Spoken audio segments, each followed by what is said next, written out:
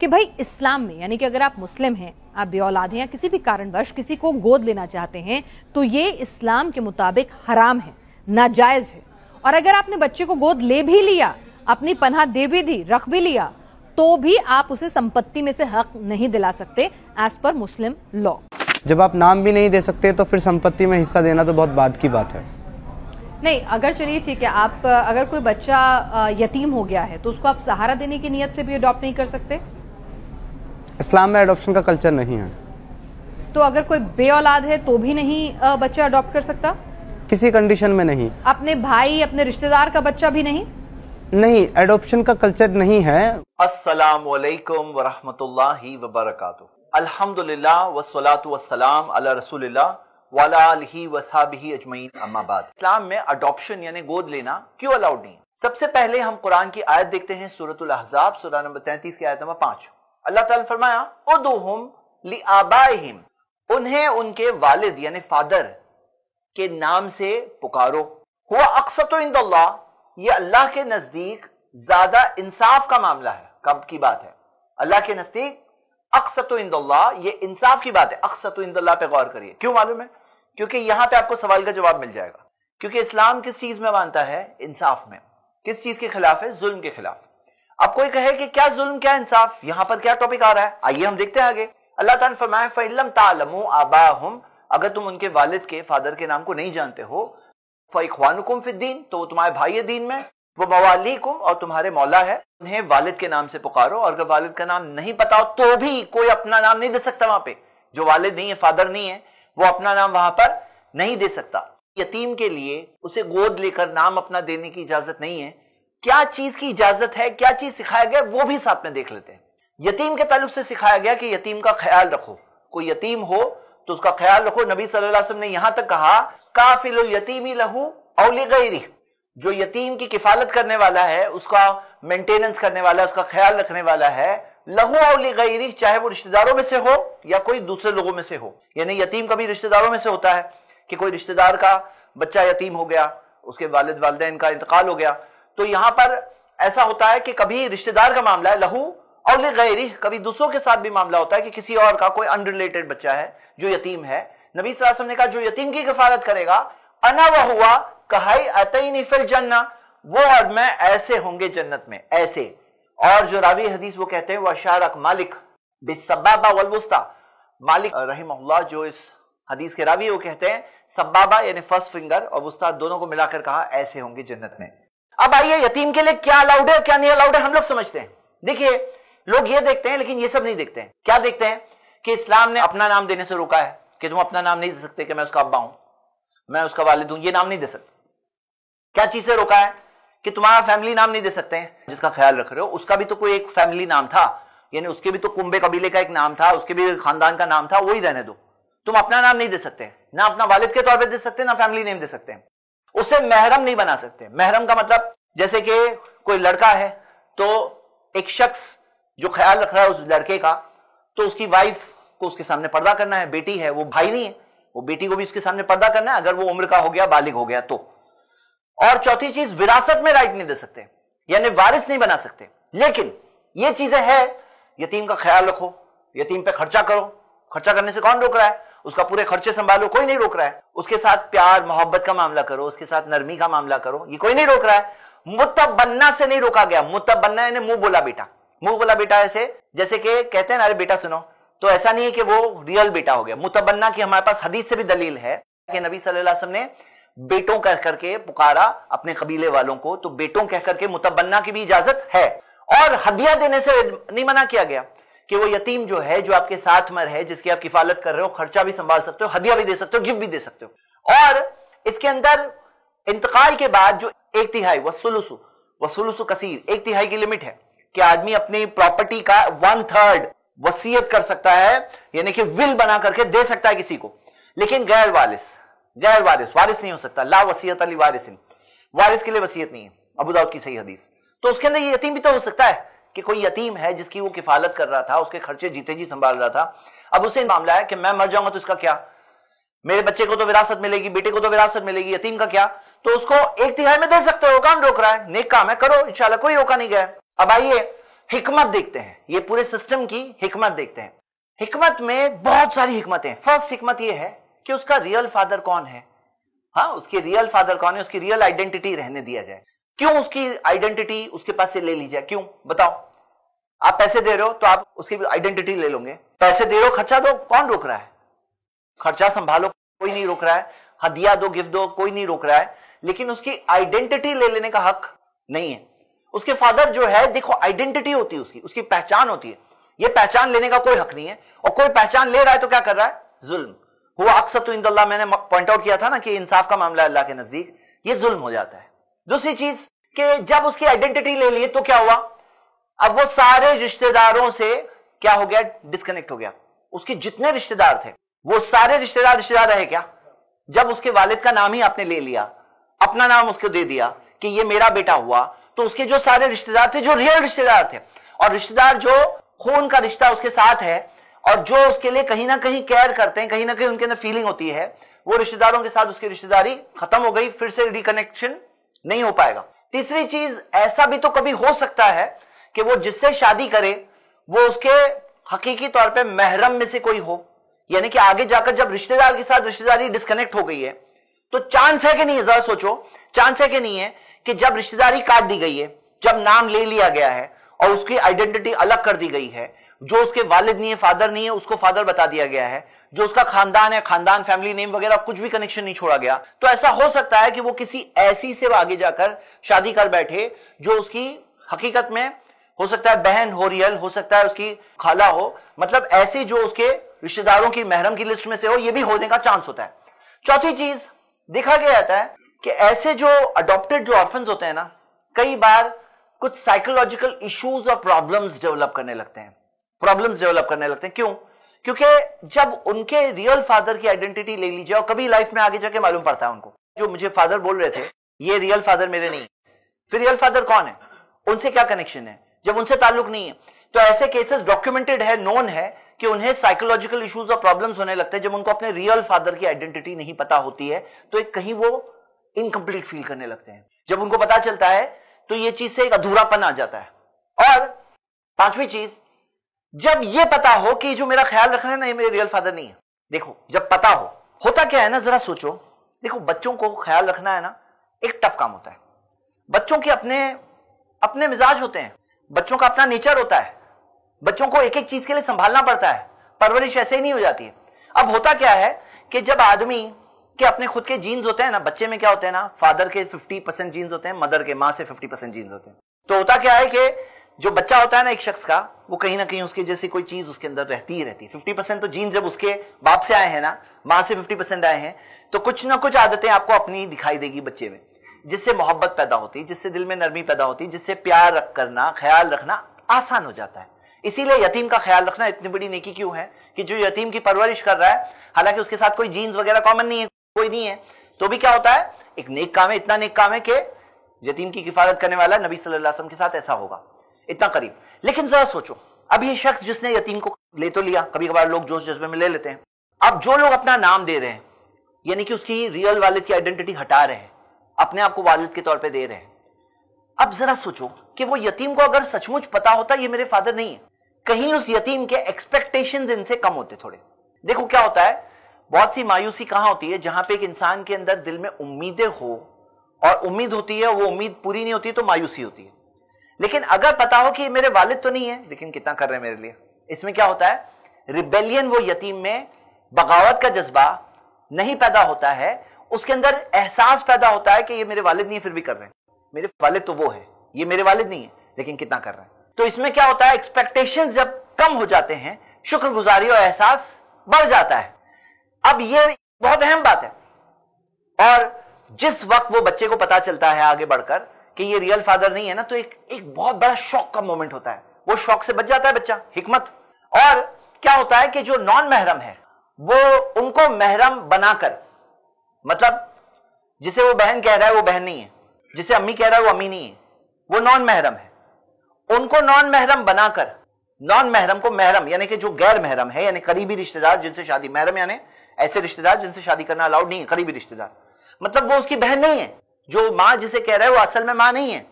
ये क्लियर रहने से क्या होता है जब ये बात क्लियर होना तो गलत रिश्ते बनने, कायम होने और पैदा होने से बच जाते हैं। सब टाइप के कॉशन और एहतियात उसमें आ जाते हैं। लेकिन जब ये चीज नहीं होती, जो रियल भाई नहीं उसे भाई बना करके दिया जाए, तो बहुत सारे रॉन्ग किस्म के रिलेशनशिप कायम हो सकते हैं, बन सकते हैं। ये खतरा होता है और होता है दुनिया के अंदर। अगली बात क्या है, जरा सोचो कि जो रियल बेटा है वो रियल बेटा है और एक गोद लेवा बेटा है। जो गोद लिया हुआ है, अब वो रियल बेटे को एहसास होता है कि ये जो है विरासत मेरी इसके साथ बंटने वाली है, मेरी विरासत इसके साथ शेयर होने वाली है। रियल बेटा रियल बेटी को क्या लग रहा है कि ये बेटा तो नहीं है, ये हमारा खून तो नहीं है मेरे वालिद का, लेकिन विरासत तो इसको बराबर मिलने वाली मेरे साथ। इसके अंदर क्या होने लगता है, ऐसी चीज के अंदर हसद की फीलिंग, बुरी एहसासात ऐसे रिश्तों में आने लगते हैं। और इसकी बहुत सारी मशहूर कहानियां हैं, बहुत सारी मशहूर मिसालें हैं। तो ये चीज से प्रॉब्लम सॉल्व हो सकता है। वो रियल बच्चे को पता हो कि ये वारिस नहीं है, इसके साथ अच्छा सलूक कर रहे हैं मेरे वालिद, ख्याल रख रहे हैं, एक अच्छी नेकी कर रहे हैं, मैं भी नेकी करूं। और अगर वो विरासत के अंदर 1/3 हदिया देते भी हैं तो भी वो चीज क्लियर है, वो वारिस के शेयर के अंदर नहीं आ रहा है, वारिस के शेयर बिल्कुल हिफाजत में है, वारिस के शेयर के अंदर कोई इंटरफेरेंस नहीं है। एक और चीज है कि रियल माँ बाप का भी तो कुछ हक होता है। अगर बाप का इंतकाल हो गया, माँ है, हो सकता है दादा है, उनका भी तो कुछ ना कुछ हक होता है। और कई बार हमने देखा कि जो गोद लिए हुए बच्चे होते हैं, कई केसेस के अंदर वो रियल यतीम नहीं होते, कई केसेस के अंदर गरीबी से आफत ज़दा होते हैं, गरीबी की वजह से, प्रॉब्लम की वजह से वो यतीम की कैटेगरी में गए कई बार, या छोड़ दिया उनके माँ बाप ने। तो ये चीज की वजह से वो माँ बाप का भी राइट एक मेंटेन रहता है। और जो रियल रिश्तेदार है वो भी आगे जाकर उनके साथ रिश्तेदारी। और एक और चीज, कभी वो रियल रिश्तेदार में से कोई मालदार भी तो बन सकता है। ये क्यों सोचे कि वो हमेशा गरीब ही रहेगा। हो सकता है कोई रिश्तेदार जो रियल उसका असल रिश्तेदार है वो मालदार होगा, उसकी विरासत में कुछ राइट उसको मिलने वाला था जो नहीं मिलेगा। तो ये सारी हिकमतें हम थोड़ी देख सकते हैं और भी बहुत कुछ है। तो आइए अब टॉपिक पे आते हैं कि इस्लाम ने यतीम का ख्याल रखना कैसे सिखाया। देखिए, इस बात को समझना है ना, तो एक होता है रियल सोल्यूशन, एक होती है ऐसी चीज जहां पे असल सोल्यूशन है, रियल सोल्यूशन है। ये जानना बहुत जरूरी है। तो जैसे मिसाल के तौर पे यतीम कौन से टाइप के होते हैं, एक तो वो होता है जिसके एक वालिद का इंतकाल हुआ, हाँ वालिद का इंतकाल हो गया या दोनों पेरेंट्स का इंतकाल हो गया। लेकिन एक तीसरी कैटेगरी यतीम की कैटेगरी में आती है कि आपको पता है कि ऐसे बच्चे जिनके माँ बाप तो है लेकिन क्योंकि वो जिना अडल्ट्री के औलाद होते हैं तो उनके माँ बाप उनको छोड़ देते हैं। ये भी जानना जरूरी है ना। देखिए, हम पूरा पिक्चर देखेंगे ना तो हम इसका रियल सोल्यूशन समझ पाएंगे। ये जो चीज है चिल्ड्रन ऑफ अडल्ट्री, आपको मैं प्रूफ के साथ बताता हूं। टाइम्स ऑफ इंडिया की रिपोर्ट देखिए कि 3,70,000 बच्चे जो अलग अलग यतीम खानों में इंडिया में हैं, 2016-17 की रिपोर्ट है, उसमें से 3,70,000 में से 1,20,000 जो है सिंगल पेरेंट्स के बच्चे हैं, यानी सिंगल पेरेंट्स के बच्चे हैं। तो ये चीज एक समझने वाली बहुत इंपॉर्टेंट बात है। एक और रिपोर्ट देखिए, ये है महाराष्ट्र की रिपोर्ट, पॉवर्टी अनवेड मॉम्स, यानी कि नंबर 2 रीजन क्या दिया है, अनवेड मॉम्स, यानी कि ऐसी माएं जिनकी शादियां नहीं हुई, बिन बिहाई माओं के बच्चे यतीम के कैटेगरी में, ये है एक बहुत बड़ा नंबर। तो यहां तक आप देखोगे कि महाराष्ट्र के अंदर यहां पे दिया है, तो बोले कि Maharashtra number 1 baby desertion list, यानी कि बच्चे छोड़कर मां बाप चले जाते हैं। तो उसमें कौन से बच्चे होते हैं, तो उसके अंदर एक बहुत बड़ा नंबर बिन बिहाई माओं के बच्चे। तो इसका रियल सोल्यूशन क्या है, इसका रियल सोल्यूशन ये है, इस्लाम ने बताया कि एक पाक चेस्ट सोसाइटी बनाई जाए। भाई आज का जो एक मीडिया जो है वो किस चीज की तरफ सोसाइटी को ले आना चाहता है, वो एक बेहया, एक ऑब्सीन सोसाइटी जिसके अंदर फ्रीडम के नाम के अंदर बेहयाई जो होती है और उसके बहुत सारे प्रॉब्लम्स होते हैं। उसमें एक बहुत बड़ा साइड इफेक्ट ये भी है कि ऐसे बच्चे जिन्हें छोड़ देते हैं, तो इस्लाम ने कहा नहीं, बच्चे को माँ बाप की शादी हो, लीगल तौर पे बच्चे पैदा हो, एक पाक चेस्ट सोसाइटी हो, और फिर ऑटोमेटिक प्रॉब्लम सॉल्व हो जाएगा कि नहीं होगा। देखो, ये जो थर्ड कैटेगरी है, ये प्रॉब्लम खुद ब खुद सॉल्व करने का तरीका ये है, ये चीज पे वर्क करना जरूरी है कि नहीं, ये रियल सोल्यूशन हुआ। एक और फोर्थ देखिए, बहुत सारे बच्चे इसलिए अबैंडन्ड होते हैं, छोड़ दिए जाते हैं क्योंकि वो बच्ची होती है। आप देखिए रिपोर्ट है 90% of 11 million abandoned children were girls, यानी कि जो बच्चों को छोड़ दिया जाता है उसमें से 90% लड़कियां, यानी 11 मिलियन यानी 1 करोड़ 10 लाख में से 90% लड़कियों को छोड़ा जा रहा है। तो ये लड़कियों को इतना ज्यादा जो छोड़ा जाए, तो इस्लाम ने क्या सिखाया, बच्ची की वैल्यू बताया कि बच्ची हो अगर तो उसकी क्या वैल्यू है। मोहम्मद सल्लल्लाहु अलैहि वसल्लम ने फरमाया, मन आला जारियतैनी हत्ता तबलुगा, जो 2 बच्चियों को बड़ा करता है यहां तक कि दोनों बालिगा हो जाए, अडल्ट एज तक पहुंच जाए, जा यौमल क़ियामा, वो शख्स आएगा क़यामत के दिन, अना व हुआ व दम्मा असाबियहु, मैं और वो ऐसे होंगे। और फिर 2 उंगलियों को मिलाया, फिर से जो यतीम के लिए मिलाया था, वैसे 2 बच्चियों की परवरिश करने वाले के ताल्लुक से भी जो 2 बच्चियों की परवरिश कर रहा है, तो मोहम्मद सल्लल्लाहु अलैहि वसल्लम वो ऐसे होंगे, यानी इतना ऊंचा मकाम उसको जन्नत में मिलेगा। एक तो जन्नत की खुशखबरी है और जन्नत में मोहम्मद सल्लल्लाहु अलैहि वसल्लम के करीब होने की खुशखबरी है, दोनों चीजों में। तो देखो ये रियल सोल्यूशन हुआ।